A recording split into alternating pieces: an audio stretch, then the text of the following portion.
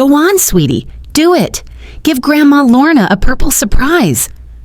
The voice, my daughter-in-law Jessa's, slithered across the room a half second before the glass left my 8-year-old granddaughter's hand.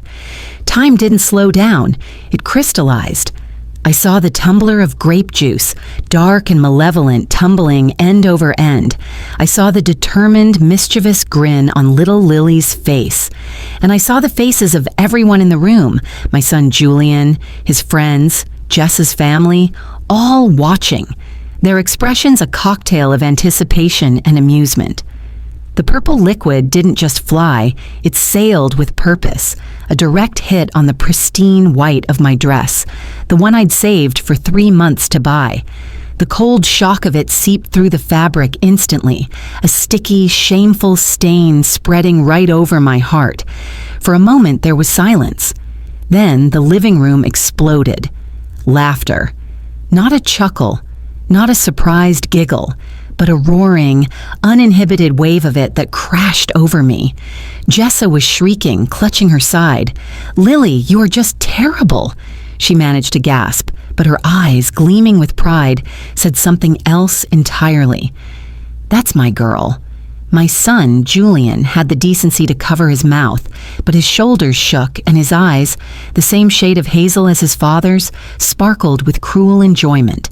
He was laughing at me. His own mother. I sat there, frozen in that uncomfortable wrought iron chair, feeling the juice glue the dress to my skin. $150. That's what it cost. Money I'd scrimped from my grocery budget, money I couldn't afford to spend on vanity. But I'd done it because I'm a fool. A 64-year-old fool who thought, maybe this time at Jess's birthday party, they would see me as more than an obligation. Maybe they would look at me and see Lorna, a person, a grandmother, a mother, not just a piece of old furniture they had to dust off for special occasions. The laughter finally subsided into snickers and whispers. I could hear them. The guests I didn't know, pointing at my ruined dress, sharing their commentary like it was a secret. And then Lily's voice, dripping with a false innocence that only a coached child can muster, cut through the noise. "Mommy said you don't belong here, Grandma." The words landed not like a slap, but like a surgeon's knife, precise and devastating. "You don't belong here." They echoed in the sudden quiet of my soul, clear and impossible to ignore. Jessa didn't flinch. She didn't deny it. She just kept slicing the cake, her laughter now a satisfied smirk, as if my public humiliation was the perfect entertainment for her celebration. My hands trembled as I pushed myself up from the chair, a faint, traitorous tremble that I hated, but I held my head high. I would not give them the satisfaction of seeing me break. Not here, not in front of all these strangers who now had a hilarious anecdote for their next dinner party. You should have seen the old woman at the party drenched in juice. What a spectacle. "Aren't you going to say anything, Grandma?" Lily asked, her voice sweet as poisoned honey. My eyes met Jessa's across the room. She stared back challengingly, still holding the cake knife. She had orchestrated this entire moment, and she was proud of it. Have you ever had a moment so humiliating it felt like the entire world was laughing at you? That moment for me wasn't just about a dress. It was the final shattering proof of a truth I'd been running from for years. "No, sweetie," I replied, my voice so calm it surprised even me. It was the calm of absolute emptiness. "I don't have anything to say to you." I turned and walked toward the kitchen, the wet fabric clinging unpleasantly to my legs. The laughter started up again behind me, louder this time, as someone turned the music up, providing a celebratory soundtrack to my disgrace. In the kitchen, I found a dish towel and ran it under cold water.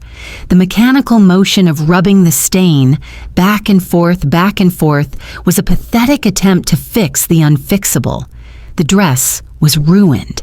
But as I stood there, the purple blotch staring back at me like a bruise, my mind wasn't on the fabric.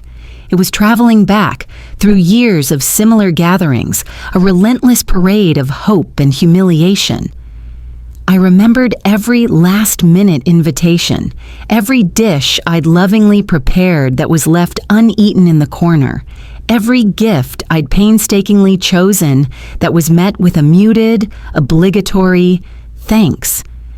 For years, I'd carried the weight of believing it was my fault, that I was too old, too boring, too out of touch to fit into their vibrant, modern lives. I thought if I just tried harder, spent more, loved more, they would finally see me. They would finally love me back.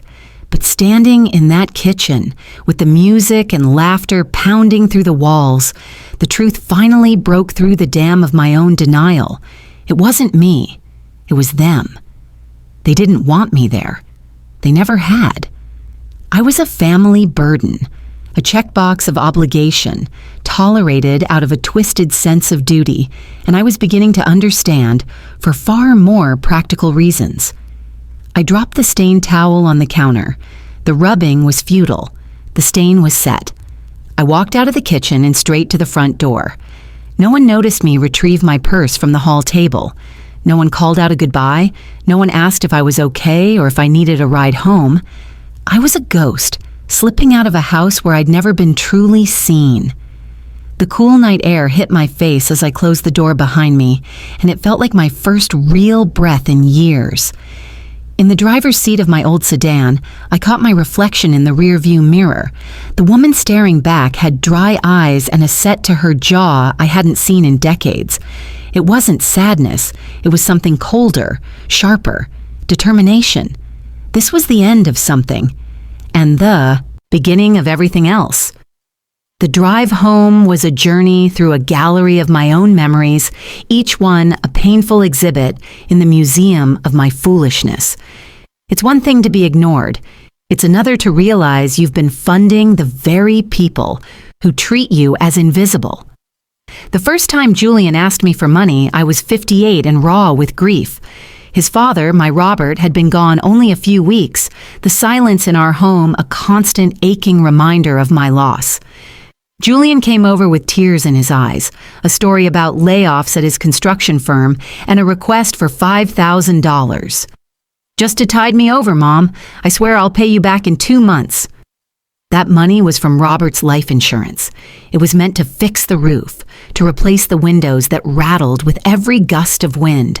But my son needed me. I wrote the check, feeling a flicker of purpose. I was still needed. The 2 months turned to 6, then a year, when I gently, so gently, asked about it. His anger was a physical force. "You're going to pressure me for money now, after everything? I thought family helped each other." The guilt was instantaneous and consuming. He was right. What kind of mother was I? A selfish one. And so the pattern was set. There was always an emergency. $3,000 for credit card debt, $2,000 for an apartment deposit, a few hundred for a car repair.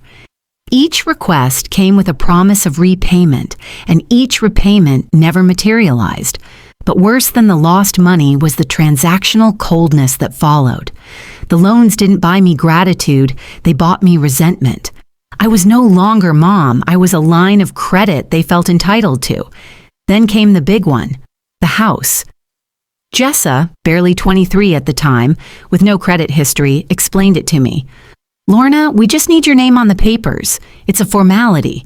You won't have to pay a thing. We just need you to co-sign." They took me to the bank. I wore my best suit, the one I'd worn to Robert's funeral. The loan officer spoke in a river of terms I didn't understand. APR, equity, escrow. Julian and Jessa flanked me, nodding, smiling. "It's standard, Mom. Everyone's parents do it." I felt important, needed, central to their future. "Just sign here, Mom, trust us." And I signed away my financial security because I was so desperate to be a part of their lives. For 2 years, it was fine. Then the bottom fell out. Julian's firm went bankrupt. The calls started, not from him, but from the bank. "Ms. Lorna, the mortgage on Elmwood Avenue is 90 days past due. As the co-signer, you are legally responsible for the full amount." The confrontation was ugly. "It's not my fault I lost my job," Julian had screamed, while Jessa stood behind him, holding Lily and glaring at me as if I'd caused the global economic crisis. That night I did the math. Paying the $8,000 in back payments would leave me with less than $1,000 in my savings. But if I didn't, they'd lose the house and my credit would be destroyed. I had no choice. I paid. And how did they thank me for saving their home? With a mumbled, resentful thanks from Julian and silence from Jessa. They acted as if it was my duty, my obligation for the sin of having helped them in the first place.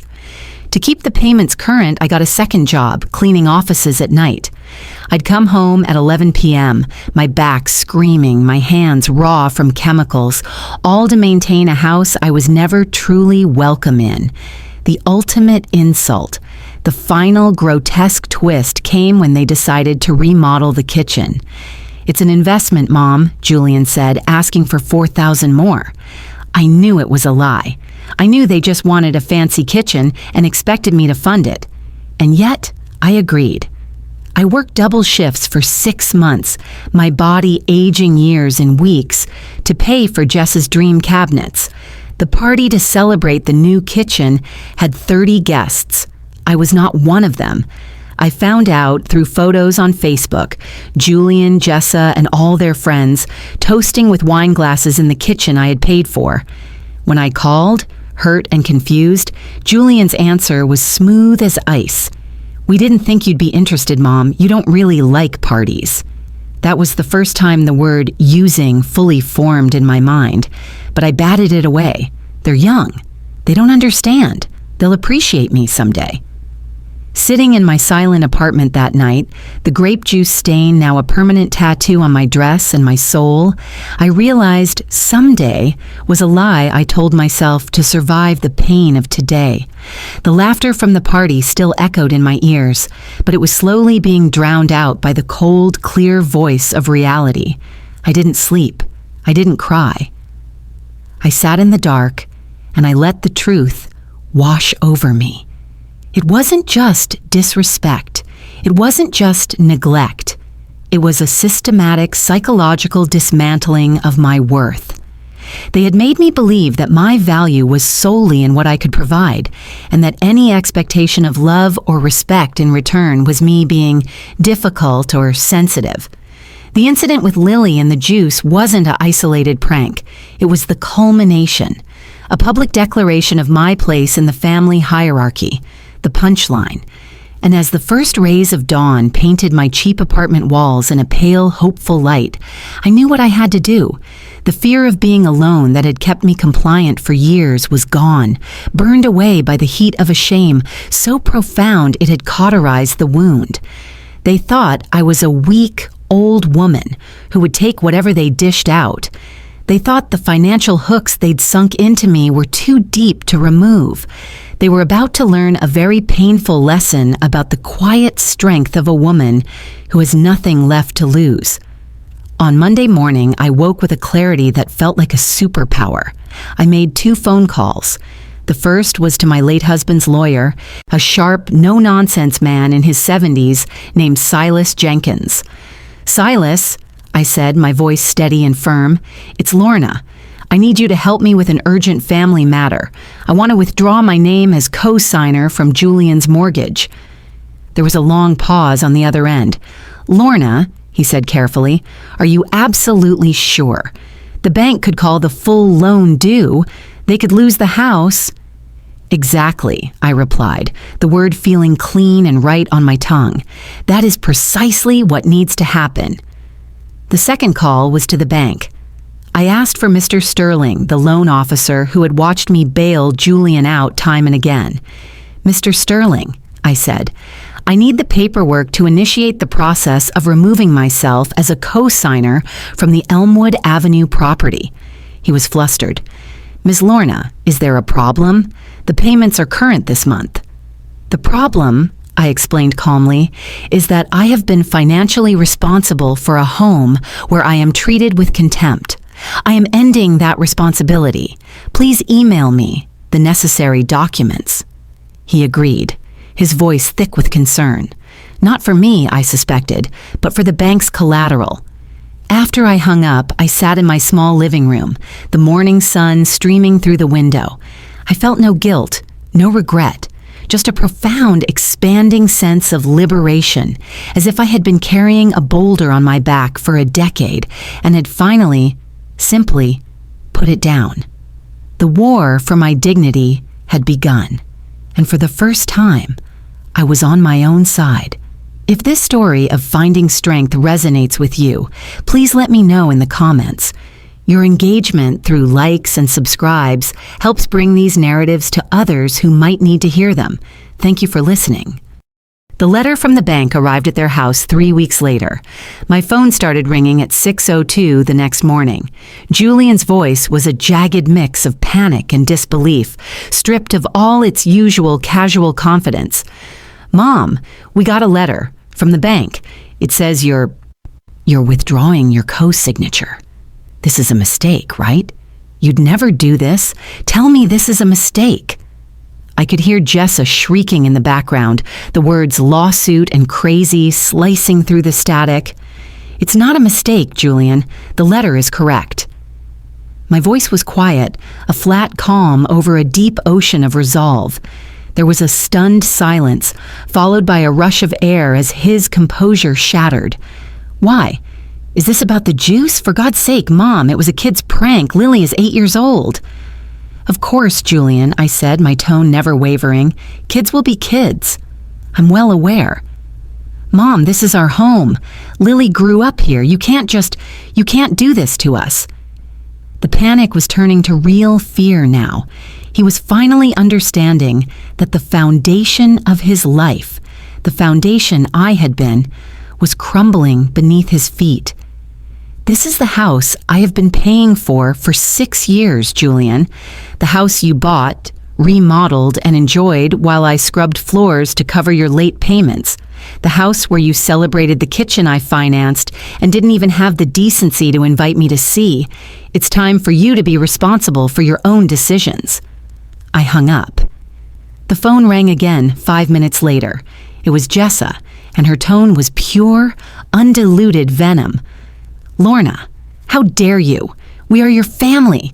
You would let your own granddaughter be homeless because of some pathetic old woman's tantrum?"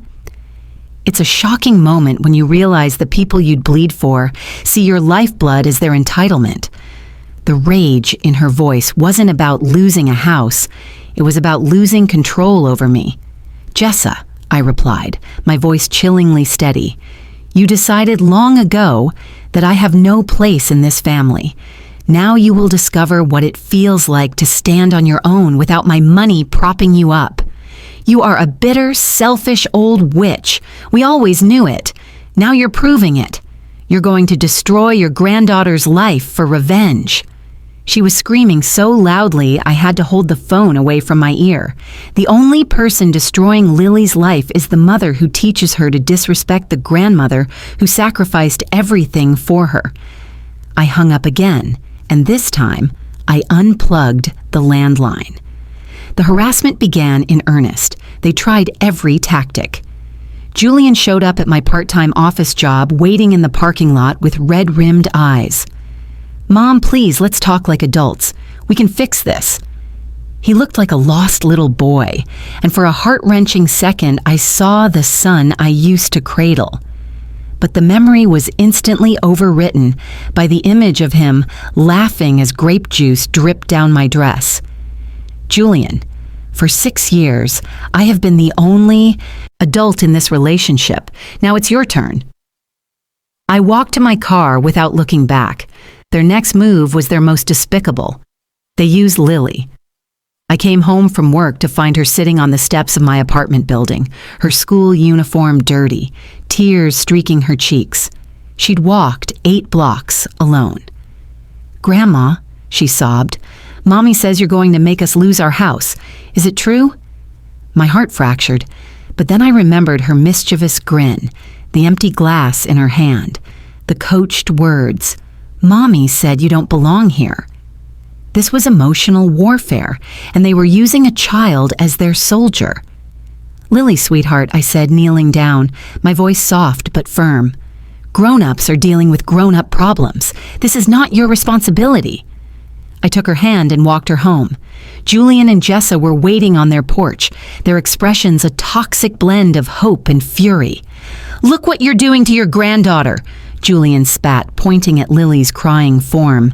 "Is this what you want? To see her suffer?"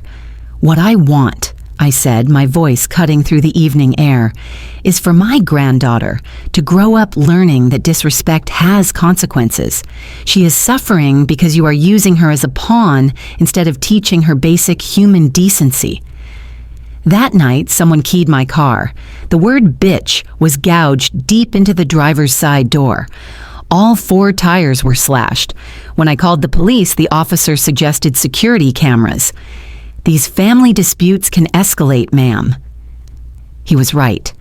The following week, it was rotten eggs smeared on my front door. Then, balloons filled with red paint thrown against my windows. Each act was a message. "We own you. Fall in line." Julian started showing up at the offices I cleaned at night, lurking in the shadows of the parking lot. "Mom, this is ridiculous. We're family. Families don't do this to each other." But there was a new, subtle threat underneath the pleading. "Families also don't humiliate their mothers in public, Julian. If you want to fix this, you can start with a real apology, one that shows you understand what you did wrong." "We apologized. What more do you want from us?" he shouted, his frustration boiling over. "You've never apologized, Julian.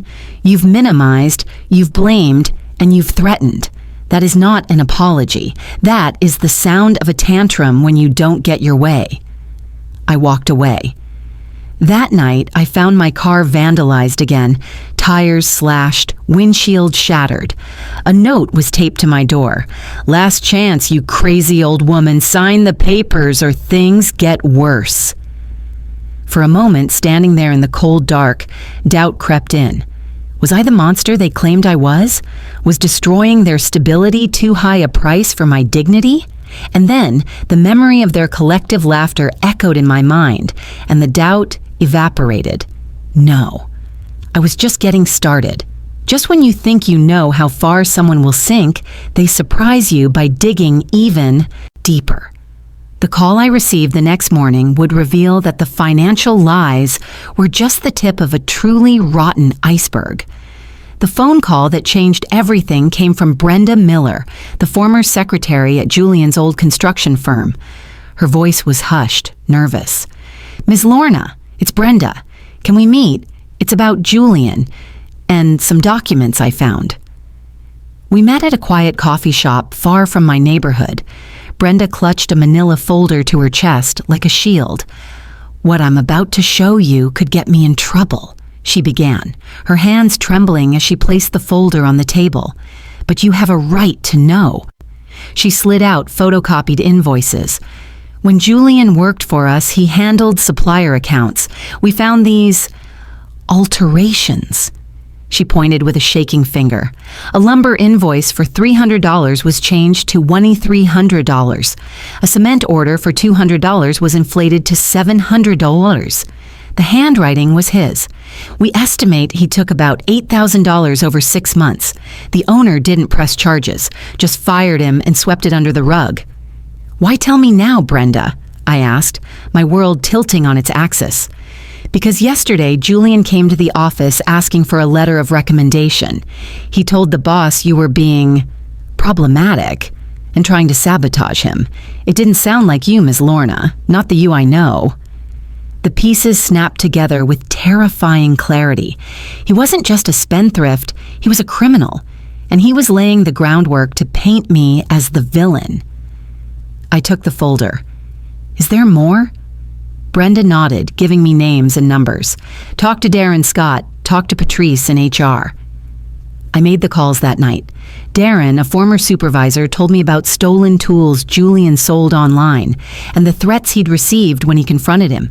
Patrice Washington confirmed he'd been falsifying overtime hours for years. Then she told me something that stole the air from my lungs.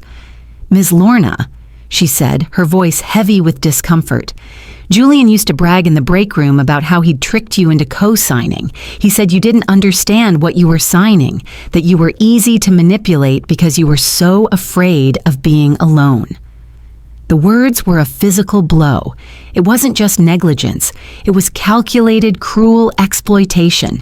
He had looked into my grieving, lonely heart and seen a weakness to be weaponized. The final call was to Leonard Bell, an accountant. "Ms. Lorna, Julian asked me to falsify income documents for him a few months ago. He offered me cash. I refused, but I worry he found someone who wouldn't." I sat in my living room that night, the damning evidence spread across my coffee table. The portrait that emerged was not of my misunderstood son, but of a con artist. The financial emergencies I'd funded were likely the direct result of him being fired for theft. The life they lived was built on a foundation of fraud, and I was its chief investor. The next day I walked into Silas Jenkins' office and laid it all before him.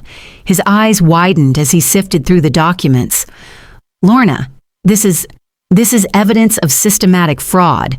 You could press criminal charges." "I don't want to put my son in jail, Silas," I said, the words tasting like ash. "I just want to be free of him. I want this documented legally. I want a restraining order, and I want the bank to know the kind of man they're dealing with." As we prepared the legal response, the intimidation escalated. One afternoon, I came home to find Julian in my parking lot with two large, intimidating men. "Mom, these are my associates. They think you should reconsider your decision about the house." One of the men stepped forward with a cold, empty smile. "Ms. Lorna, sometimes older folks get confused. Maybe you need help seeing things clearly." In that moment, any last shred of maternal guilt evaporated, replaced by a cold, clear fury. He had brought hired muscle to threaten his own mother. "Julian," I said, pulling out my phone and showing him a photo of one of the falsified invoices.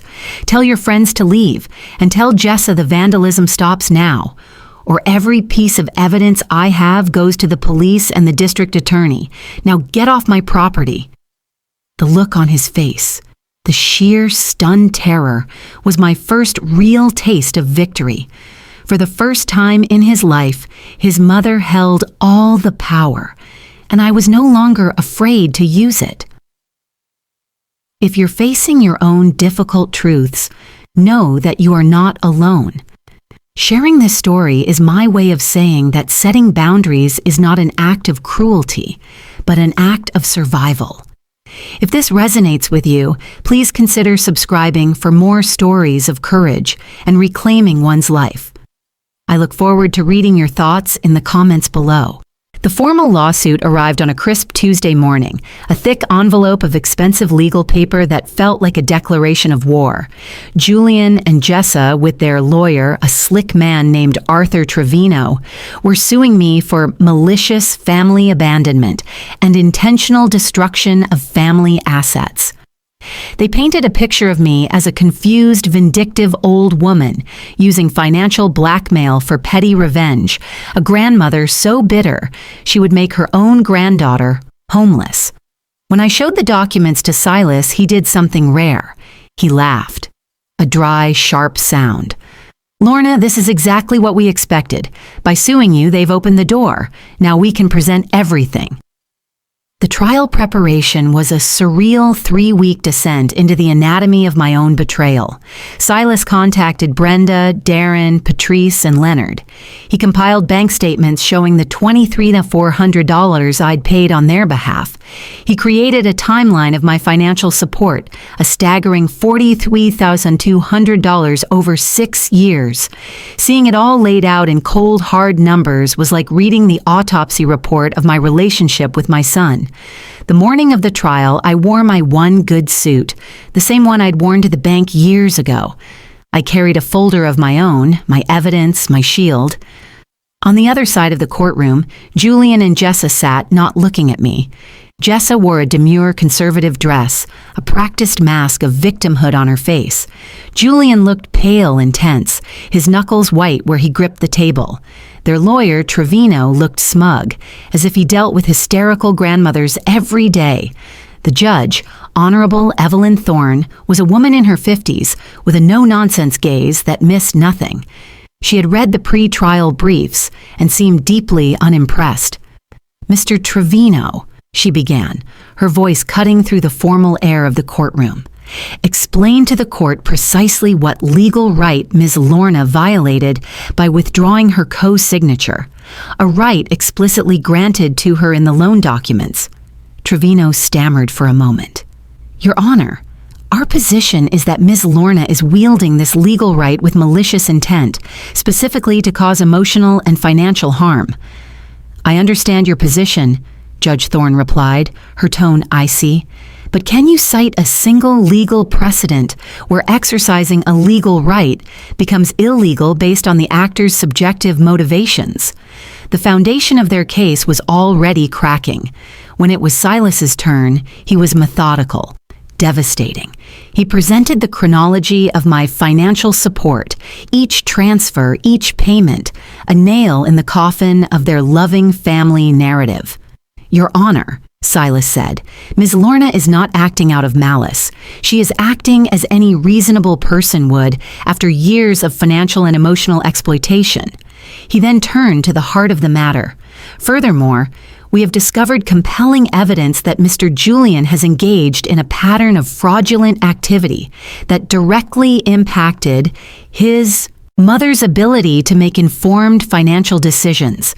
There's a unique kind of heartbreak that comes not from a stranger's cruelty, but from witnessing the meticulously documented lies of your own child."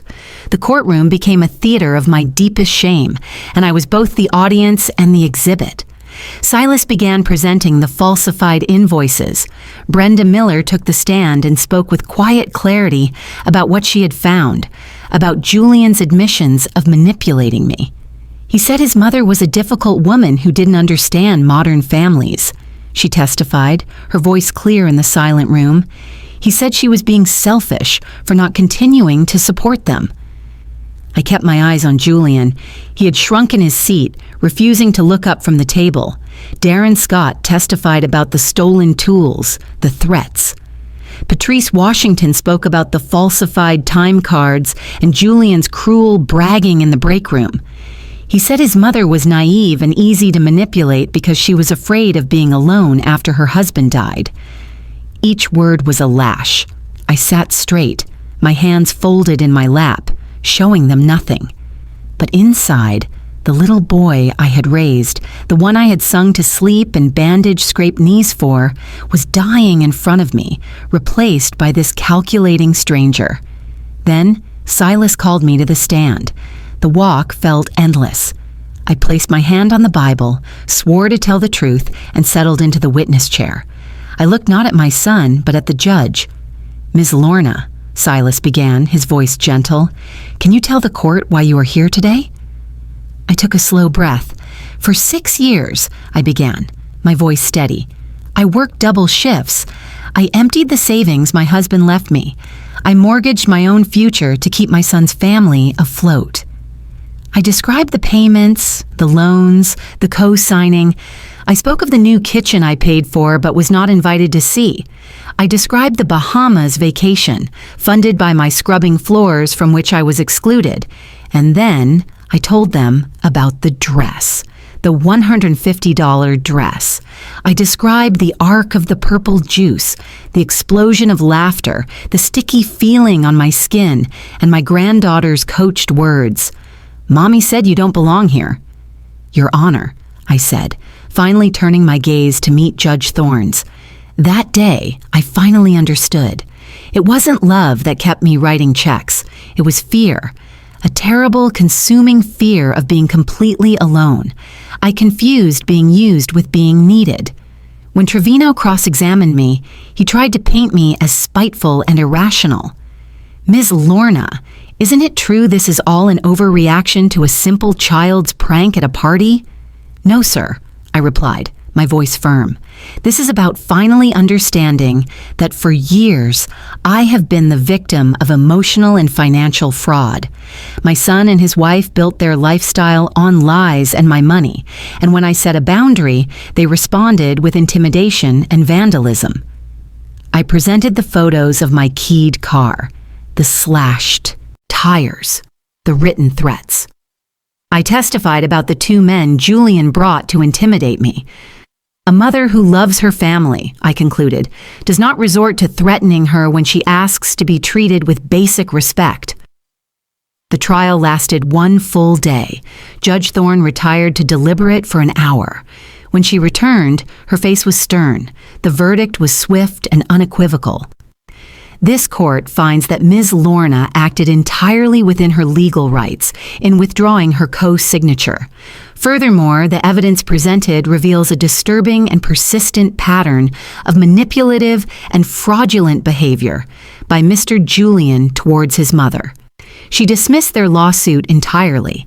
Then she ordered them to pay my legal fees, $4,500. And finally, she granted a restraining order prohibiting Julian, Jessa, or anyone acting on their behalf from contacting me or coming within 500 feet of my home or workplace for 1 full year. Mr. Julian, Judge Thorne said, her voice ringing with finality, this court warns you that any further harassment of your mother will result in immediate criminal charges. Ms. Lorna has the right to live free from threats and manipulation, even when those threats come from her own family. As I walked out of the courthouse, Silas shook my hand. Lorna, he said, a genuine smile on his face, you didn't just win a case today. You won your life back. The relief was so profound it felt like a physical weight had been lifted from my chest. I could breathe. For the first time in 6 years, I was free. Freedom, however, isn't a single event. It's a daily practice of choosing yourself. The aftermath of the trial was quiet, but the real work of rebuilding my life was just beginning. The first few weeks were unnervingly peaceful. The harassing calls stopped. My car and apartment were no longer vandalized. The silence was a balm. With the restraining order in place, I felt a safety I hadn't known in years. But the financial and emotional toll was real. The legal battle had drained my already meager savings. I was still working my part-time office job and cleaning at night, my body tired, my spirit weary from the fight. I had won, but I was standing in the rubble of the life I had known. It was during one of these late-night cleaning shifts, wiping down a desk in a silent, empty office, that the idea came to me. It was a crazy thought, a flicker of impossible ambition. I was holding a check for my cleaning services, a modest amount, but it was mine, earned by my own honest labor. I thought about all the money I'd funneled to Julian, the $43,200. What could I have built with that? The idea was a seed, a coffee shop, a small, quiet place, somewhere warm and welcoming, a place where people could come and feel a sense of peace, something I had craved for so long. I could call it Robert's Corner after my late husband. It felt right. It felt like a way to honor the good man I had loved and to build something new from the ashes of the past. It was a terrifying leap. I was 66 years old. What did I know about running a business? But the alternative, continuing to clean offices until my body gave out, living in quiet fear and resentment, was far more terrifying. I used the $4,500 that the court had forced Julian to pay me as a seed. It wasn't enough, but it was a start. I found a small, neglected storefront in a decent part of town. The rent was manageable. I spent my days off painting the walls a warm cream color. I bought secondhand tables and chairs and repaired them myself. I filled the space with plants, with soft jazz music, with the smell of fresh coffee and baked goods. Brenda Miller, who had lost her job for helping me, became my first employee. "Miss Lorna," she said, her eyes shining, "working for you feels like redemption." We opened on a quiet Monday morning. I didn't know if anyone would come, but they did. First, it was just a few curious people. Then they came back. They became regulars. Mrs. Hortensia, a widow who loved to talk about her grandchildren who called her every week. Mr. Thorne, a quiet, kind man who started joining me for walks in the park on Sundays. They weren't family by blood, but they were becoming my community, my chosen family. The coffee shop wasn't a gold mine. It was hard work. I was up at 4 a.m. to bake, and I didn't close until 6 p.m., but every dollar in the register was clean. It was earned through kindness, good coffee, and honest effort. It was mine. One afternoon, about 6 months after the trial, I was behind the counter and I saw him, Julian. He was standing across the street, still in his work clothes from the landscaping job I'd heard he'd taken. He wasn't approaching. He wasn't causing a scene. He was just watching. Watching his mother, the woman he thought he could break, serving coffee, laughing with a customer, running a business. He stood there for a few long minutes, and then he turned and walked away. In his eyes, I hadn't seen anger or hatred. I'd seen something I never thought I'd see from him again: respect. I locked up the cafe that night, tired but deeply satisfied. The path hadn't been easy. The cost had been my relationship with my son, but I had my dignity.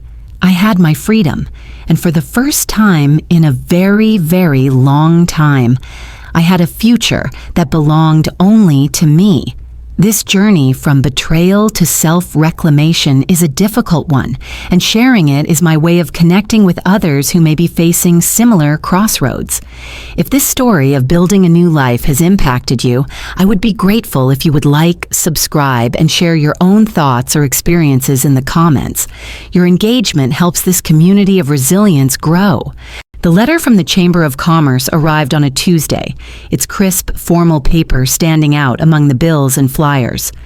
We are pleased to inform you that Robert's Corner has been selected as Small Business of the Month. I read the words 3 times, the paper trembling slightly in my hand. Brenda found me standing motionless by the coffee grinder, the letter held out like a sacred text. "Ms. Lorna, is everything all right?" she asked, her voice laced with concern. I handed her the letter. Her shriek of joy was so loud it startled Mr. Thorne, who was peacefully reading his newspaper in the corner. He looked up, and I watched as Brenda showed him the letter, his face breaking into a wide, genuine smile. "Well deserved, Lorna," he said, his voice warm with pride. "Well deserved indeed." The irony was a thick, almost tangible presence in the air. For decades, my own family had seen me as a burden, a confused old woman, an ATM to be tapped and then ignored. Now, my community, a town full of strangers who had become my foundation, was recognizing me as a success, a contributor, an inspiration. The plaque arrived a week later, along with a reporter from the local paper.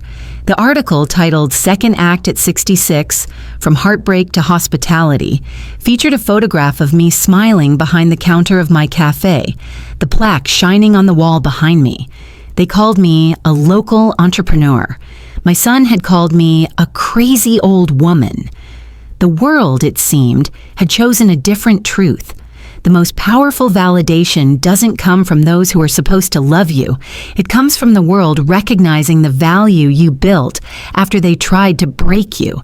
That plaque wasn't just for the coffee shop, it was for surviving.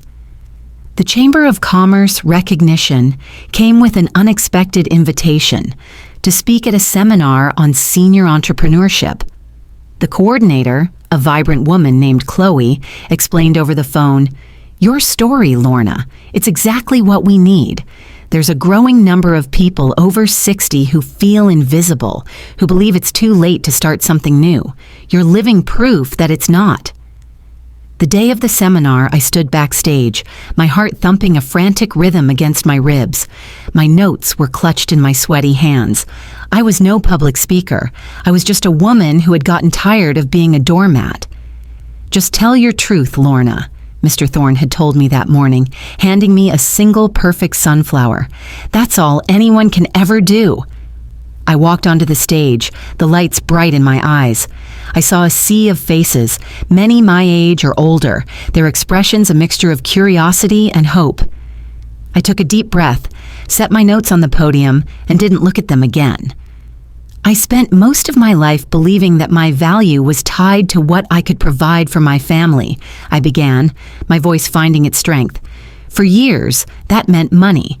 It meant co-signing loans, covering mortgage payments, funding vacations I wasn't invited on.